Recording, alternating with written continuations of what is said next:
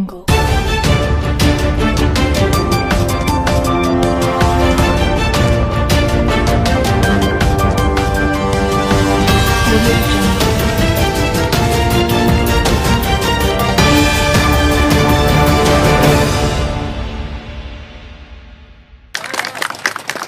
কি করেছি বা করিনি সেটা এই এলাকার মানুষের কাছে এসে গল্প করার কোনো প্রয়োজন পড়ে না, কারণ তাহলে মায়ের কাছে মাসির গল্প হয়ে যায়। এখানকার মানুষের প্রত্যেকটা গ্রামের সঙ্গে আমার পরিচয়। এই এলাকা আমি 99 সালেও দেখেছি। তারপরে আমরা জেলা পরিষদ গঠন করেছিলাম, সিদ্দিকা বেগম আমাদের সভাধিপতি হয়েছিল। এই এলাকার রাস্তাঘাট কিভাবে করার চেষ্টা করেছিলাম, এখানে বিদ্যুৎ সংযোগ কিভাবে দেওয়ার চেষ্টা করেছি আপনারা সবাই জানেন। আজ আমি শুধুমাত্র ভোটের জন্য আসিনি এখানটায়। আজকে এই এলাকার মানুষকে আমরা যেটা বলতে এসেছি সেটা হলো এটা পঞ্চায়েত নির্বাচন নয়, এটা কোনো বিধানসভা নির্বাচন নয়, এটাকে রাস্তা করলো কি করলো না তার নির্বাচন নয়। এই নির্বাচন অনেক বড় প্রেক্ষাপটে হচ্ছে। ভারতবর্ষের লোকসভা নির্বাচন, সারা দেশব্যাপী নির্বাচন হচ্ছে। 90 কোটি ভোটার এই নির্বাচনে অংশগ্রহণ করবে। গোটা ইউরোপ মহাদেশ, গোটা আফ্রিকা মহাদেশে যত মানুষ বসবাস করে তার থেকে অনেক মানুষ এই ভারতবর্ষের নির্বাচনে অংশগ্রহণ করবে ভোটার হিসাবে, যাদের সংখ্যা 90 কোটি। পৃথিবীতে এত বড় গণতান্ত্রিক ব্যবস্থা আর কোথাও নেই। কিন্তু প্রশ্ন অন্য জায়গায়। প্রশ্ন হচ্ছে আগামী দিনে ভারতবর্ষের ক্ষমতা আমরা কাদের হাতে তুলে দেব, এটা সব থেকে বড় প্রশ্ন। কারণ আমরা দেখতে পাচ্ছি যে বিজেপি সরকারের পরিচালনায় আজকের ভারতবর্ষ নতুন সুরে, নতুন কথায়, নতুন আচরণে, নতুন ভাষায় কথা বলছে। সে ভাষাটা আমাদের কাছে অপরিচিত, সেই ভাষাটা আমাদের কাছে বিপদের সংকেত, সেই ভাষাটা আমাদের কাছে অনিশ্চয়তার বার্তা আনে, সেই ভাষাটা আমাদের কাছে নিরাপত্তাহীনতার কথা বলে। সে বার্তাটা কি, সে ভাষাটা কি? তাহলে এই ভারতবর্ষের মতন বহু ভাষাভাষী, বহু ধর্ম, বহু জাতির এই যে বিরাট ভারতবর্ষ, এই ভারতবর্ষকে একটা রাজনৈতিক দল বলছে হিন্দুর রাষ্ট্রে রূপান্তরিত করতে হবে। এমনও আবার উঠানো হচ্ছে যে ভারতবর্ষে যারা মুসলমান বাস করে তাদেরকে পাকিস্তানে পাঠিয়ে দাও, ভারতবর্ষে যারা মুসলমান বাস করে তাদের ভোটের অধিকার কেড়ে নাও। অর্থাৎ এই ভারতবর্ষকে আগামী দিনে হিন্দু রাষ্ট্রে রূপান্তরিত করার মধ্য দিয়ে ভারতবর্ষের যে ধর্মনিরপেক্ষ চরিত্র, ভারতবর্ষ যে বহুত্ববাদের দেশ, এ দেশ আমরা সবাই গড়েছি। সেই যে ভারতবর্ষ যুগ যুগ ধরে পৃথিবীর মানুষকে শিক্ষা দিয়েছে, দেখো আমরা কেমন করে কাঁধে কাঁধ মিলিয়ে চলি। যদি পারো তাহলে আমাদের কাছ থেকে শিক্ষা নাও। পৃথিবীতে অনেক গণতন্ত্র আছে, ইউরোপে গণতন্ত্র আছে, আমেরিকায় গণতন্ত্র আছে, কিন্তু এত ধর্ম, এত ভাষা, এত বর্ণ, এত জাতির মিশ্রিত গণতন্ত্র পৃথিবীর কোথাও নেই। সেইখানে ভারতবর্ষের গণতন্ত্রের সব থেকে মাহাত্ম্য।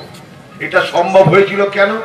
এটা সম্ভব হয়েছিল একটাই কারণে, আমাদের সংবিধান, আমাদের জাতীয় আন্দোলন। ভারতবর্ষের সংবিধান, ভারতবর্ষের জাতীয় আন্দোলন কি শিখিয়েছে?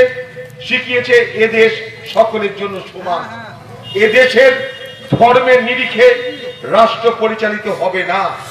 এদেশের সকল মানুষ তার নিজ নিজ ধর্ম পালন করবে, নিজ নিজ ধর্মের কথা বলবে, কিন্তু রাষ্ট্র পরিচালনার ক্ষেত্রে এদেশ কখনো একটা নির্দিষ্ট ধর্মের দ্বারা পরিচালিত হবে না। তাই আমাদের দেশের নাম কি? আমাদের দেশের নাম ধর্মনিরপেক্ষ দেশ। আমাদের দেশের নাম কি? আমাদের দেশের নাম প্রজাতান্ত্রিক দেশ। For the people, of the people, by the people. অর্থাৎ মানুষের জন্য এই দেশ, মানুষের দ্বারা নির্বাচিত এই দেশ, মানুষের সেবার জন্য এই দেশ। এই যে একটা দেশের চরিত্র, যে চরিত্রটাকে ধরে রেখে আমরা 70 বছর এই ভারতবর্ষকে শক্তিশালী করেছি, আজকে সেই জায়গাটাকে দুর্বল করার জন্য সুপরিকল্পিতভাবে একটা প্রচেষ্টা চলছে। এটা ভারতবর্ষের মানুষের কাছে অত্যন্ত চিন্তার বিষয়। এই জায়গাটায় ভারতবর্ষের মানুষকে সতর্ক থাকতে হবে। দেখুন আজ ভারতবর্ষের পাশে পাকিস্তান, পাকিস্তান ইসলামী রাষ্ট্র, কিন্তু সেই পাকিস্তানে ভারতবর্ষের মতো গণতন্ত্র নেই। ভারতবর্ষের পাকিস্তানের থেকে বেশি মুসলমান বসবাস করে। স্বাধীনতার সময় সব মুসলমানকে ডেকেছিল মোহাম্মদ আলী জিন্নাহ যে তোমরা পাকিস্তানে চলে এসো। ওই ভারতবর্ষের মুসলমানরা তো যায়নি। তারা কেন যায়নি? তারা মনে করেছিল এটা তাদের দেশ, তাই যাব না আমরা, তাই তারা যায়নি। বহু সাদাসাদি করেছিল মোহাম্মদ আলী জিন্নাহ। পাকিস্তান বলেছিল এটা মুসলমানদের দেশ, তোমরা সব চলে এসো, যায়নি ভারতবর্ষের মুসলমান। তাই আজ আজ পৃথিবীতে সব থেকে বেশি মুসলমান কোথায় পাওয়া যায়? ইন্দোনেশিয়ায়। তারপর পৃথিবীতে সব থেকে বেশি মুসলমান ভারতবর্ষে। 2050 সালে সারা পৃথিবীর সব থেকে বেশি মুসলমানের স্থান হবে এই ভারতবর্ষ। তাই স্বাভাবিকভাবেই এই ভারতবর্ষের ধর্মনিরপেক্ষতাকে বাঁচিয়ে রাখা আমাদের সকলের দায়িত্ব, কর্তব্য। এ দেশ সবাই করেছে, এ দেশ হিন্দু করেছে, এ দেশ মুসলমান করেছে। গতকাল ভারতবর্ষের প্রধানমন্ত্রী নরেন্দ্র মোদী সে বলল যে সমস্ত যে সমস্ত উপগ্রহ আকাশে চলে সেই উপগ্রহকে ধ্বংস করার মতন ক্ষেপণাস্ত্র আমি তৈরি করেছি, যাকে বলা হয় অ্যান্টি স্যাটেলাইট মিসাইল। অর্থাৎ আকাশে যে সমস্ত কৃত্রিম উপগ্রহ চলাফেরা করে, যে কৃত্রিম উপগ্রহের দৌলতে আমরা ইন্টারনেট সেবা পাই, মোবাইল নেটওয়ার্ক পাই, সেই কৃত্রিম উপগ্রহকে ধ্বংস করার মতন ক্ষেপণাস্ত্র মাটি থেকে ছুঁড়ে ধ্বংস করা সম্ভব।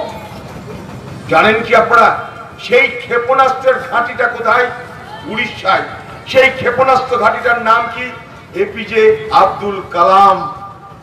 এপিজে আব্দুল কালাম উৎক্ষেপণ কেন্দ্র, অর্থাৎ ভারতবর্ষের প্রাক্তন রাষ্ট্রপতি এপিজে আব্দুল কালামের নামে সেইটা করা হয়েছে। এপিজে আব্দুল কালাম কে? এপিজে আব্দুল কালামকে বলা হয় ভারতবর্ষের মিসাইল ম্যান। অর্থাৎ এ ভারতবর্ষের আজকের যে ক্ষেপণাস্ত্র, যে ক্ষেপণাস্ত্রের দম্ভ নিয়ে আমরা বলতে পারি পৃথিবীর যে কোনো দেশকে, পাকিস্তানকে, চীনকে, যে ভারতবর্ষের সঙ্গে মোকাবেলা করতে গেলে তোমরাও ধ্বংস হয়ে যাবে। সেই ক্ষেপণাস্ত্রটাকে ভারতবর্ষকে দান করেছে কে? তার জ্ঞান, বুদ্ধি, বিজ্ঞান অনুসন্ধানের মাধ্যমে বিখ্যাত বৈজ্ঞানিক ডাক্তার এপিজে আব্দুল কালাম ভারতবর্ষকে ক্ষেপণাস্ত্রে স্বয়ং সম্পূর্ণ করেছে। তাই এপিজে আব্দুল কালামকে বলা হয় মিসাইল ম্যান। তাহলে কি দাঁড়াচ্ছে? এ ভারতবর্ষ সকলে, এ ভারতবর্ষ হিন্দুর, এ ভারতবর্ষ মুসলমানের, এ ভারতবর্ষ শিখ খ্রিস্টান সকলে। আকাশে যদি একটা পাখি ওড়ে দেখতে আমাদের ভালো লাগে, সেই পাখি ডানার উপর ভর করে গোটা আকাশে এসে বেড়াতে পারে, এক জায়গা থেকে আরেক জায়গায় উড়ে যেতে পারে, এক ক্ষেত থেকে আরেক ক্ষেতে সে পৌঁছাতে পারে। সেই পাখির উড়ান দেখে আমাদের ভালো লাগে, কিন্তু সেই পাখির যদি একটা ডানা কেটে দেওয়া হয়, পাখি আর পাখি থাকে না। কারণ পাখির আর ওড়ার ক্ষমতা থাকে না। পাখির যদি ওড়ার ক্ষমতা না থাকে, তার সৌন্দর্য থাকে না, সেই পাখির আর পাখি হিসাবে পরিচয় থাকে না। তেমনি ভারতবর্ষ যদি একটা দেশ হয়, সেই ভারতবর্ষ নামক দেশের তাকে যদি একটা পাখির সঙ্গে কল্পনা করি আমরা, সেই পাখির একটা ডানার নাম হিন্দু, একটা ডানার নাম মুসলমান। যদি আমি একটা ডানা কেটে দিই, তাহলে যেমন পাখি উঠতে পারে না, তেমনি একটা ডানা কেটে দিলে ভারতবর্ষের নামক দেশটা এগোতে পারবে না। সেই ডানাহীন পক্ষীর মতন মুখ চুবড়ে পড়বে। তাই ভারতবর্ষকে বাঁচাতে হবে, এটাই আজকে শপথ নেওয়া দরকার। যদি ভারতবর্ষ না বাঁচে, তাহলে আমরা কেউ রক্ষা পাবো না। আর ভারতবর্ষকে বাঁচাতে পারে ভারতবর্ষের গণতন্ত্র, ভারতবর্ষের ধর্মনিরপেক্ষতা। এলাকার মানুষ আমরা কি দেখছি আজকে ভারতবর্ষে? আখলাক শেখ, তার ছেলে বিমান বাহিনীর একজন সদস্য, তার বাড়িতে কিছু লোক হামলা করে, গ্রামের নাম দাদরি। হামলা করে কি বলল? তোমার ঘরে গরুর গোশত আছে। সে বলল আমার ঘরে গরুর গোশত নাই, কথা শোনা নাই, পিটিয়ে তাকে মেরে দেওয়া হলো। অপরাধ, তার ঘরে নাকি গরুর গোশত আছে। উত্তরপ্রদেশের জুনেদ খান বলে একটা 18 বছরের ছেলে, ঈদের পরব বাজার থেকে নতুন জামা কাপড় সময় কিনে বাড়ি ফিরছে। অনেক দেরি হয়েছে বলে মা বিচলিত। 18 বছরের ছেলে পাঠিয়েছে তাকে বাজার করতে, জামা কাপড় সামাই সব নিয়ে ফিরছে। সে ট্রেনের মধ্যে রটিয়ে দিল যে জুনেদ খানের ব্যাগে গরুর গোশত আছে, ওইখানে তাকে পিটিয়ে মেরে দিল। এ কোন দেশ দেখছি আমরা? এ কোন দেশ দেখছি যেখানে গরুর গোশত আছে কি নাই তার জন্য মানুষকে পিটিয়ে দেওয়া হবে? অথচ এই ভারতবর্ষ থেকে প্রতি বছর 28,000 কোটি টাকার গোমাংস বিদেশে রপ্তানি হচ্ছে। হ্যাঁ, 28,000 কোটি টাকার গোমাংস বিদেশে রপ্তানি হচ্ছে। এ কোন ভারতবর্ষ দেখছি আমরা? এ ভারতবর্ষের সঙ্গে আমাদের পরিচয় ছিল না। এ ভারতবর্ষকে আমরা চাইনি। রাষ্ট্র ঠিক করে দেবে না কে কি খাবে পড়বে কিভাবে চলবে, রাষ্ট্র ঠিক করে না। খাদ্য মানুষের নিজের নিজের রুচি অনুযায়ী খায়। খাদ্যের উপরে রাষ্ট্রের কোনো অধিকার থাকতে পারে না।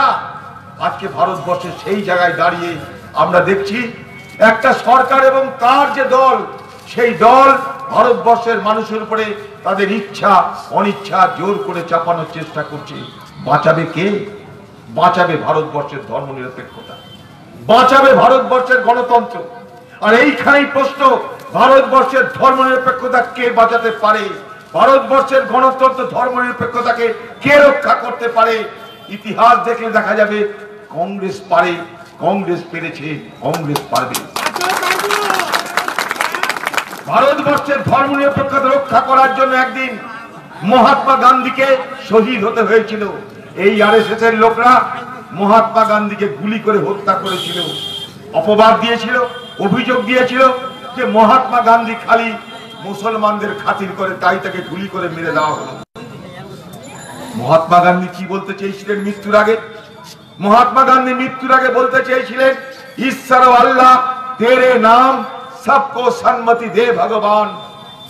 আমরা যাকে ঈশ্বর বলি, মুসলমান তাকে আল্লাহ বলে, সকলেই সমান। মানুষ যেন এই সত্যটা বোঝার চেষ্টা করে। মহাত্মা গান্ধী তাই বলতে চেয়েছিলেন, তাকে গুলি করে হত্যা করা হলো। ইন্দিরা গান্ধীকে, রাজীব গান্ধীকে এ দেশের অখণ্ডতার জন্য শহীদ হতে হলো। বলুন ভারতবর্ষে আর কোন পার্টি আছে যারা ভারতবর্ষের ধর্মনিরপেক্ষতার জন্য, ভারতবর্ষের অখণ্ডতার জন্য প্রাণ দিয়েছে, শহীদ হয়েছে? আর কোন পার্টি আছে? কোন পার্টি আছে যারা ভারতবর্ষের ধর্মনিরপেক্ষতাকে নিয়ে ভাবে? কংগ্রেস বলে আমার কাছে দেশ আগে, পার্টি পরে। কংগ্রেস বলে আমার কাছে ধর্মনিরপেক্ষতা আগে, পার্টির ফলাফল পরে। আমরা কখনো সাম্প্রদায়িকতা রাজনীতি করতে পারবো না।